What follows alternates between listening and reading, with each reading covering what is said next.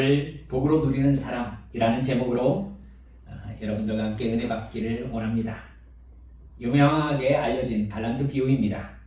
이야기는 아마 주일학교 때부터 여러분 많이 들으셨을 것입니다. 제가 간단하게 말씀드릴게요. 한 부유한 주인이 타국으로 나가야 될 상황이었나 봅니다. 종 셋을 불러 모읍니다. 그리고 15절에 보면 각각 그 재능대로 한 사람에게는 금 5달란트, 한 사람에게는 금 2달란트, 또 한 사람에게는 금 1달란트를 줍니다. 5달란트 받은 사람은 그것으로 장사를 해서 5달란트를 남겼고, 2달란트 받은 사람은 그것으로 2달란트를 남깁니다. 1달란트 받은 사람은 땅을 파고 그 주인의 돈을 감추어 두었습니다. 마침내 여러분 오랜 시간이 지났다고 얘기하고 있어요. 여러분 왜 굳이 오랜 시간이라고 얘기했을까요? 우리 인생과 비교하기 위해서입니다. 우리 인생 끝까지 사는 날을 지금 같이 대비하고 있는 거예요. 마침내 주인이 돌아왔습니다. 주인은 세 종과 결산합니다. 5달란트 받은 종은 주인에게 10달란트를 내놓으면서 얘기합니다. 주인님, 제게 5달란트를 주셨는데 보십시오. 제가 또 5달란트를 남겼습니다. 주인이 말해요. 잘할도다 착하고 충성된 종아, 네가 적은 일에 충성하였음에 내가 많은 것을 네게 맡기리니 내 주인의 즐거움에 참여할지어다. 2달란트 받은 종 역시 주인님 앞에서 주인님, 저에게 2달란트를 주셨는데 보십시오. 제가 2달란트를 또 남겼습니다. 주인이 다시 말합니다. 잘할도다 착하고 충성된 종아, 네가 적은 일에 충성하였음에 내가 많은 것을 네게 맡기리니 내 주인의 즐거움에 참여할지어다. 마지막 1달란트 받은 종이 말합니다. 주인님은 지독하신 분이셔서 심지 않은 데서 거두시고 뿌리지 않은 데서 모으시는 분인 줄 제가 알고 있습니다. 저는 저에게 주신 한 달란트를 제가 잃어버리면 감당할 수 없음을 알고 무서워서 땅에 숨겨두었다가 가져왔습니다. 보세요. 저에게 주신 1달란트입니다. 하고 1달란트를 주인님 앞에 내놓습니다. 주인이 종에게 말하죠. 악하고 게으른 종아, 내가 심지 않은 데서 거두고 뿌리지 않은 데서 모으는 사람이라고 생각했느냐? 정말 그렇다면 왜 그 돈을 돈놀이하는 사람에게 맡겨서 이자를 받게 하지 아니하였느냐? 이 녀석이 1달란트를 빼앗아서 10달란트 가진 자에게 주어라. 가진 사람에게는 더 주어서 넘치게 하고 갖지 못한 사람에게는 있는 것마저 빼앗을 것이다. 이 쓸모없는 종을 바깥 어두운 데 내쫓으라. 거기서 슬피 울며 이를 갈게 될 것이다. 이 비유의 말씀을 통해서 예수님께서 우리에게 하시고 싶은 말씀이 무엇일까요? 오늘 본문 말씀은 예수님께서 십자가에서 죽으시기 위해서 예루살렘으로 올라오신 마지막 주간에 말씀하신 내용이에요. 23장에서 당시 46년 동안 공사 중이었던 헤롯 성전이 돌 위에 돌 하나도 남지 않고 다 무너뜨려질 것이다 라고 말씀하셨어요. 그러자 제자들이 24장 3절을 보면요, 우리에게 이르소서 어느 때에 이런 일이 있겠사오며 또 주의 임하심과 세상 끝에는 무슨 징조가 있사오리까? 이렇게 물어봤어요. 그러자 예수님께서 24장, 25장, 그러니까 오늘 본문이 포함된 말씀에서 마지막 때에 어떤 일이 일어날 것인지, 그 후에 심판이 어떻게 진행될 것인지에 대해서 말씀하세요. 그 내용 안에 있는 말씀이 바로 오늘 우리가 읽은 달란트 비유입니다. 그러니까 마지막 각자가 받을 심판에 대해서 말씀하시면서 심판의 기준에 대해서 설명하고 계신 말씀이 오늘 본문 말씀인 거예요. 그러니까 이 말씀은 하나님과의 관계에서 참 많은 것을 담고 있습니다. 특히 주님께서 재림하시기를 기다리고 있는 우리들에게는 이 본문이 참 우리에게 강하게 이야기하고 있는 부분들을 조심스럽게 살펴봐야 될 필요가 있다고 생각합니다. 우리가 달란트 비유를 너무 천편일률적으로 들어온 그런 게 좀 있어서 여러분들과 함께 여러 번 들으셨겠지만 한 번 더 살펴보고자 하는 것입니다. 첫 번째, 하나님은 우리들 각자와 1대1의 관계를 맺으시기 때문에 하나님은 절대적으로 공평하다는 사실을 우리에게 가르쳐 주시는 말씀입니다. 꼭 기억하세요. 이 세상에서 가치 있다고 평가받는 것은요, 제한적이에요. 많은 돈, 높은 지위, 많은 인기로 인한 영향력, 뛰어난 재능, 높은 지능, 이런 것들. 여러분 모두 다 이걸 가지고 있습니까? 그렇지 않아요. 이것들은 세상 모든 사람에게 아주 불공평하게 주어집니다. 어떤 사람은 태어나 보니 부잣집 자녀인 경우가 있어요. 태어나 보니 엄청나게 잘생긴 사람일 수도 있습니다. 엄청나게 높은 지능을 타고난 사람도 있습니다. 뛰어난 신체 능력을 가진 사람으로 태어나기도 합니다. 키와 힘과 모든 것들이 다 비교되면서 우등과 열등이 가려지는 이 세상입니다. 출발점이 모두 다릅니다. 그러니까 공평한 경쟁은 불가능하다고 봐야 됩니다. 틀의 끝에서 얻어지는 것은 아주 제한적인데 능력도 다르고 출발점이 다 다른 사람끼리 경쟁해야 됩니다. 여러분 아주 불공평하죠. 엄청나게 노력해도 태어나면서부터 부를 소유한 사람의 부와 경쟁할 수 없는 경우가 대부분입니다. 우리의 대부분은 엄청나게 노력해도 뛰어난 지능과 월등한 환경을 가진 사람과 공평한 경쟁 못합니다, 여러분. 그래서 수많은 사람들은 하나님께 이 불공평한 조건들을 뛰어넘을 수 있는 능력과 돈과 재능 혹은 기회를 나에게 좀 더 주시라고 이렇게 말하려고 교회에 다니는 사람 많습니다. 하지만 사랑하는 여러분들, 그런 사람은, 그런 생각을 하고 있는 성도들은요, 신앙도 오해하고 있고 하나님도 오해하고 있습니다. 그런 생각을 가진 사람들에게는 이미 돈이나 지위나 재능이나 지능을 타고나는 사람들, 또 우월한 조건을 가지고 있는 사람들은요, 모두 다 하나님의 복을 받은 사람들이 되어 있는 거예요. 그래서 근본적으로 생각해 보면 하나님은 불공평한 신이라는 사실을 인정하고 기도로 들어가는 겁니다. 맞는 생각입니까? 아니에요. 여러분, 각 개인의 그런 차이는 하나님의 복을 나타내는 도구가 될 수 없다고 생각하시기 바랍니다. 만약에 그런 하나님이시라면 각 개인이 가지게 된 어떤 재능들이 하나님께서 주신 복이다 라고 생각하시려면 여러분 예수님의 경우에 하나님을 크게 오해하는 부분이 나타나 있음을 감지하셔야 돼요. 만약에 그런 하나님이시라면 하나님의 아들이신 예수님은 마땅히 헤롯 대왕의 아들로 태어나셨어야 하죠. 로마와 전쟁을 함으로써 이스라엘을 강한 나라가 되게 하는 메시아가 되어야 했을 것입니다. 돈과 권력이 만들어낸 이 세상의 질서가 하나님의 나라와 의의를 이루는 방법이라면, 즉 하나님의 축복이라면 당연히 하나님의 아들은 왕족으로 나야 되지요. 많은 돈을 가진 사람이어야지요. 대놓고 여쭤본다면 대답해 보십시오.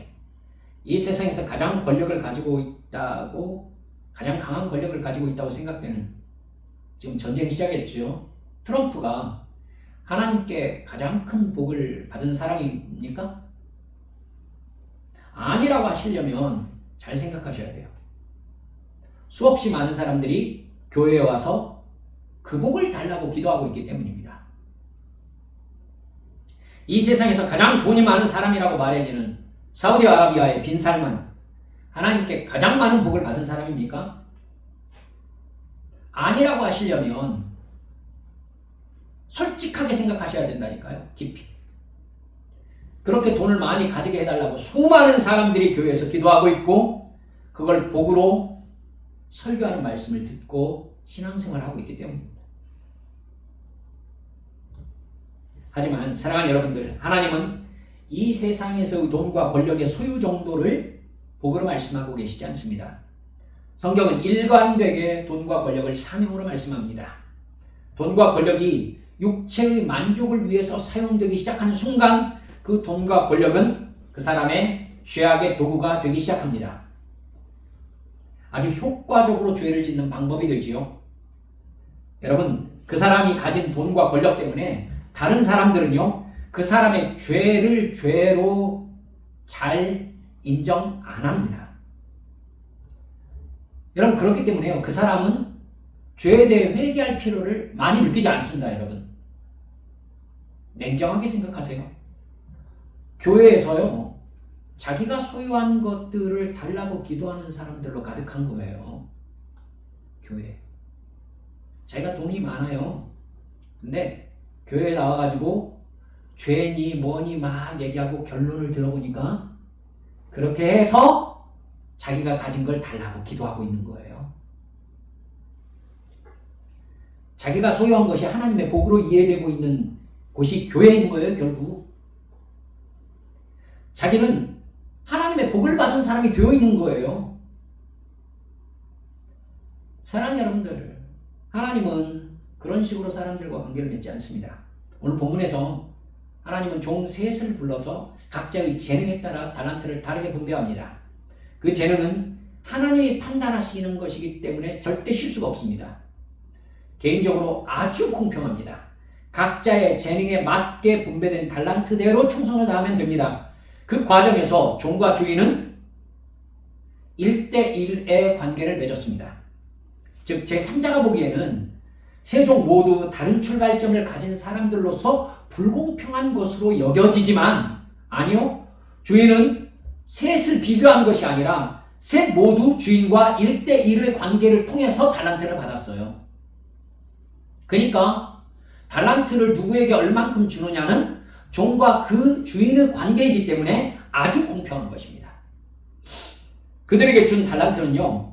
그 종들에게 먹고 즐기고 비교하라고 주어진 게 아니었습니다. 오직 주인이 돌아올 때까지 충성해야 될 사명으로 주어진 것이었습니다. 그렇기 때문에 더더욱 공평합니다. 하나님께서 우리에게 주신 돈과 지위와 재능과 능력 역시 이 세상에서 재미있게 누리며 살라고 주신 것이 아닙니다. 주인이신 하나님께서 주신 사명을 감당하는 도구로서 그에게 준 것입니다. 내가 누리고 싶은 진짜 행복과 기쁨과 만족 언제 누립니까? 주인이 오신 다음, 즉 이 세상 이후의 영원한 천국에서 누리는 것입니다. 이 개념이 진정으로 확실하다면 이 세상에서 내가 가진 모든 것은 바로 하나님의 사명을 감당하는 도구입니다. 그렇기 때문에 하나님은 이 세상 모든 사람들에게 절대적으로 공평하신 하나님이십니다. 각 개인에게 주신 그대로 그것으로 무엇을 했는지만 보시기 때문이에요. 돈과 지위와 재능과 능력이 언제 진정한 복이 됩니까? 주님이 마지막 날 오셔서 그것으로 무엇을 했는지 판단하실 때입니다. 받은 양은 절대 하나님의 복에 차별이 되지 못합니다. 하나님의 원칙은 누가복음 12장 48절 하반절에 이렇게 분명히 표현되어 있습니다. 무릇 많이 받은 자에게는 많이 요구할 것이요 많이 맡은 자에게는 많이 달라 할 것입니다. 많이 받은 것 자체가 보입니까? 성경은 처음부터 끝까지 절대 아니라고 말씀하고 계시다는 것을 잊지 마십시오. 둘째, 그런 의미에서 하나님은 영원한 천국의 영광을 위해서 우리에게 사명을 주셨다는 걸 좀 더 깊이 생각하시기 바랍니다. 좀 더 깊이. 자, 보십시오. 본문에서 세 종이 받은 달란트는 반드시 주인의 결산을 받아야 되는 돈이었습니다. 금 한 달란트가 여러분 얼마인 줄 이제는 아시죠? 금 한 달란트는 무게 단위로서 금 34kg입니다. 지금 금 1kg에 1억 7천만 원입니다. 그러니까 지금 시세로는 금 한 달란트는요 57억 8천만 원입니다. 이 돈이면 괜찮네 라고 생각하시는 관점으로 달란트 비율을 보시면 크게 오해하신 겁니다. 그 돈은 반드시 주인에게 돌려줘야 되는 주인의 투자금이에요. 그리고 반드시 그 주인은 돌아옵니다. 많이 받은 게 복이 아니에요. 주인이 많이 준 이유가 있다는 걸 생각할 수 있어야 됩니다. 주인이 판단하기에 얘는 이만큼 주면 이만큼 남길 수 있는 재능이 있다고 판단하고 준 것입니다. 이만큼 남기지 못하면 여러분 그 받은 달란트는 그 종의 죄가 되는 거예요. 한 걸음 더 나아가 볼까요? 주인은 돌아와서 결산하면서요 5달란트와 2달란트의 우열을 말씀하고 있지 않습니다. 5달란트와 2달란트의 우열은 주인이 전혀 찝지 않아요. 주인이 5달란트와 2달란트 받은 사람에게 한 칭찬은 글자 한 자도 틀리지 않습니다. 무슨 뜻입니까? 주인이 달란트를 나눠주고 파악하고자 한 것은 얼만큼 남겼냐가 아니라 착하고 충성된 종이라는 증명이었다는 것입니다. 주인에게 그들이 남긴 5달란트와 2달란트의 크기는 전혀 중요한 문제로 등장하고 있지 않습니다. 주인은 그들의 충성을 근거로요, 그 다음에 일을 할 작정이었어요. 그럼 그 부분을 발견하시라고 제가 깊게 생각해 보자고 말씀드린 것입니다. 주인은 5달란트 남긴 사람에게 이렇게 얘기했어요. 네가 적은 일에 충성하였다. 5달란트가 지금 시세로 289억입니다. 2배 남겼으니 578억입니다. 주인이 뭐라고요? 적은 일에 충성했네. 이렇게 말씀하십니다. 적은 일에 충성하였다. 그럼 주인이 생각하는 큰 일은 뭐죠? 그러므로 내가 많은 것으로 너에게 맡길 것이다. 사랑하는 여러분들, 주인은 578억이 적은 일일 만큼 큰 일을 그 사람에게 맡길 계획을 가지고 계셨어요. 주인이 자기가 돌아와서 그 엄청난 일, 578억이 적은 일일 만큼 엄청난 일을 맡길 만한 충성된 사람을 가려내기 위해서 그 달란트를 맡겼던 겁니다. 그러니까 그 다음 이야기가 주인에게는 훨씬 더 중요했던 거예요. 얼만큼 남겼냐가 아니라. 그러니까 1달란트, 2달란트, 5달란트는 지금 이 종의 충성을 확인하는 방법으로서 주어진 것이었습니다. 이걸 확인하고 주인은 그 다음 이야기를 하고 싶었던 거였어요. 1달란트 맡은 사람은 여러분 별로 말하고 싶지 않습니다. 주인은 충성하지 않은 1달란트, 그러니까 57억 8천만 원을 10달란트 가진 자에게 주라고 얘기합니다. 주인은 종들에게 주었던 그 돈을 자기 것으로 회수도 안 해요. 10달란트 가진 사람에게 그냥 줘. 578억 가진 애에게 그냥 57억 그냥 줘. 이렇게. 57억 정도는 10달란트 가진 사람에게 그냥 주라는 거예요. 이런 주인이에요. 우리가 우리 각자에게 맡겨주신 달란트는 영원한 천국의 영광을 주시기 위해서 우리에게 맡기신 것입니다. 그것으로 이 세상 살면서 불공평하네, 나에게 더 많은 달란트를 주십시오 이러면서 피해의식, 비교의식 가지고 살 필요가 없다는 것입니다. 그 관점은 영원한 세상이 아니라 이 세상에서 그 달란트로 내가 즐기며 살겠다는 의도이기 때문입니다.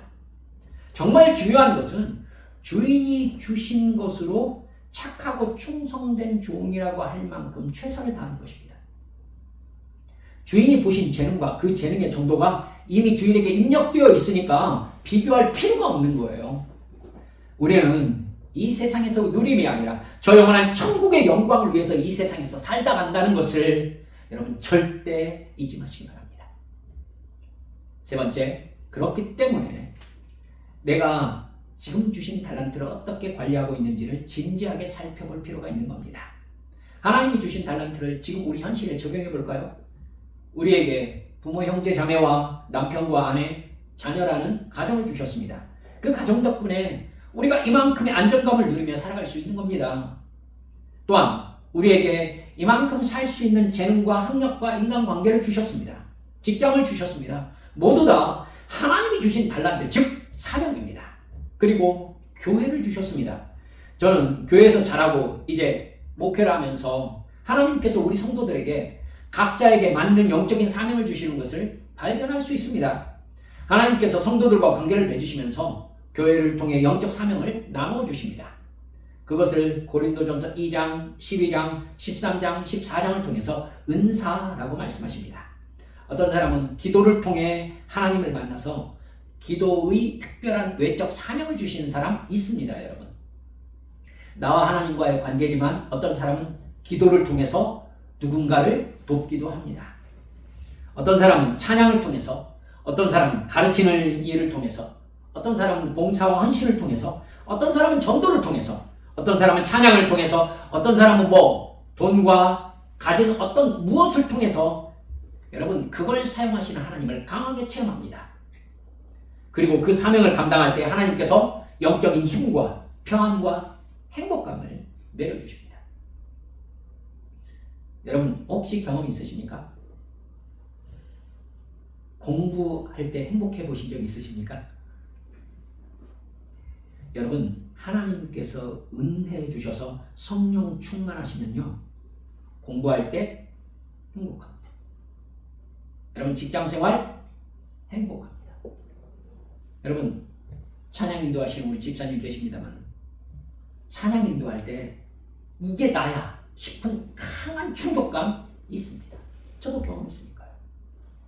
여러분, 제가 교회 사무실에서 하루 종일 성경 읽고 하루 종일 성경 말씀 여러분들에게 타이핑하고 준비하고 또 읽고 그럽니다.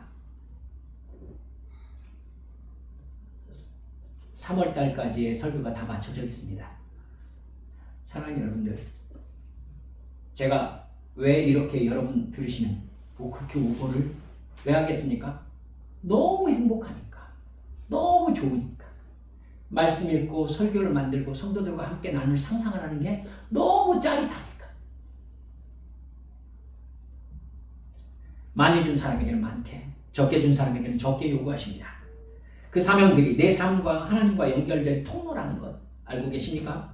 그 사명을 감당할 때 하나님께서 그 사명의 열매를 통해서 우리 삶에 더욱 큰 복과 은혜를 부어주십니다. 그 사명을 감당할 때 이해할 수 없는 기쁨과 행복을 느끼게 하십니다. 사랑하는 여러분들, 우리 주님께서 주신 사명에 붙잡혀서 하는 삶, 그것이 곧 하나님께서 내게 주신 말씀에 순종하며 사는 삶인 것입니다. 하나님께서 가나안 땅에 들어가는 이스라엘 백성들에게 뭐라고 말씀하십니까? 너희들은 나의 백성들이다. 내가 너희들이 짓지 않는 아름다운 집과 너희들이 심지 않은 아름다운 포도밭과 감람나무 밭을 너희에게 줄 것이다. 너희가 내 말을 잘 듣고 순종하면 너희들은 모든 나라보다 뛰어난 나라가 될 것이며 제사장 나라가 될 것이다. 너희들은 나의 풍요로움과 강함을 세상에 나타내는 통로가 될 것이다. 너희들이 그것을 누리게 할 것이다. 하나님의 약속이셨습니다. 즉 우리가 하나님의 말씀에 순종하며 사명을 감당할 때 하나님은 우리에게 일용할 양식뿐만 아니라 이 세상에서 하나님이 주시기로 하신 복을 충만하게 누리게 하시겠다고 약속하셨습니다. 즉 하나님이 주신 달란트, 즉 사명의 감당은 하나님께서 나에게 복을 주시는 통로인 것입니다. 하나님의 사랑을 받는 통로인 것입니다. 그 사명을 여러분 어떻게 감당하고 계십니까? 하나님께서 착하고 충성된 종이라고 하실 만큼 기도의 사명을 감당하고 계십니까? 정말 하나님을 만나고 하나님의 음성을 듣는 예배를 사모하고 계십니까? 하나님이 주신 관계에서 빛과 소금의 역할, 평안을 가져오는 사람으로 살고 계십니까? 나에게 주신 교회에서의 사명, 가정에서의 사명, 관계에서의 사랑의 사명을 감당하고 계십니까? 시롯대로 예수 그리스도의 십자가 대속의 죽음과 부활을 믿음으로 받는 구원의 믿음을, 구원의 복음을 우리의 주변 사람들에게 전하기 위해서 힘쓰고 계십니까?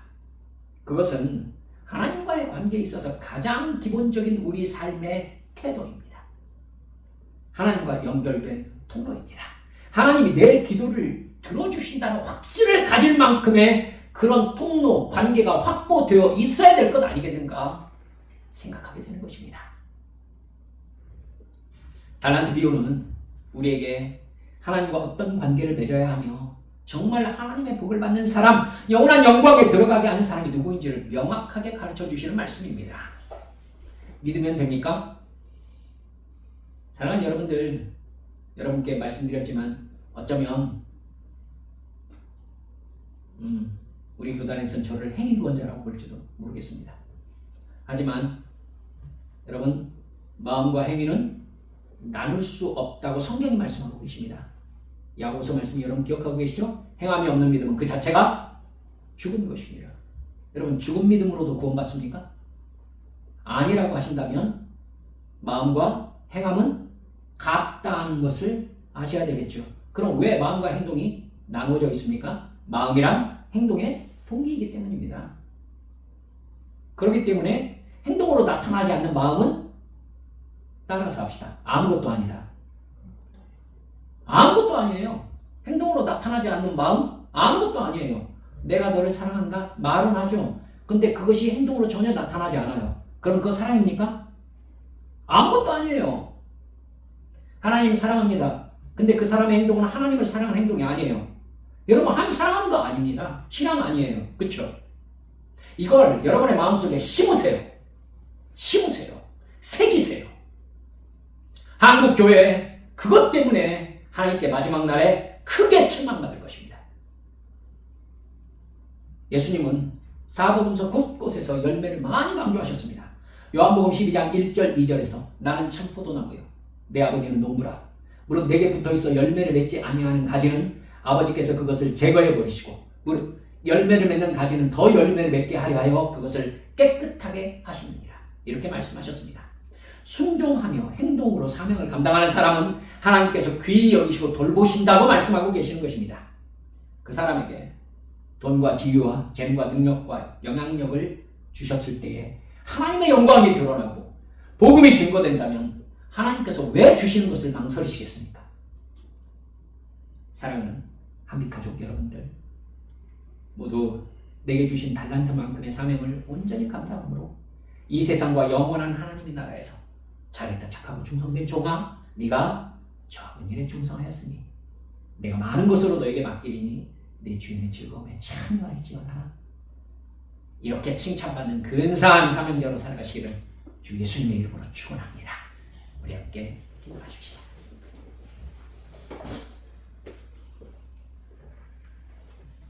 여러분, 내가 누구로 살아가고 왔습니까? 이 시간 주님 앞에 기도할 때에 주여, 제가 지금 하고 있는 이 일을 주께서 내게 주신 사명이라고 생각할 때에 제가 기쁨과 즐거움으로 우리 주님과 동행하며 직장 다니고 학교 다니고 사업하고 공부하고 주여, 그게 너무나 마땅하다는 것을, 그걸 또 하나님이 원하신다는 것을 제가 깨달았으니 주여, 이 내 삶 속에서 보잘것없는 나를 통하여 이루시고자 하는 하나님의 뜻이 무엇인지 제가 성경의 감동하심으로 올바로 깨달아 주님께서 칭찬하실 만한 충성으로 주님과의 만남을 준비할 수 있는 믿음의 성도로 살아가게 해주시라고 이 시간 주님 앞에 함께 통성으로 기도하시겠습니다. 기도합니다. 아버지,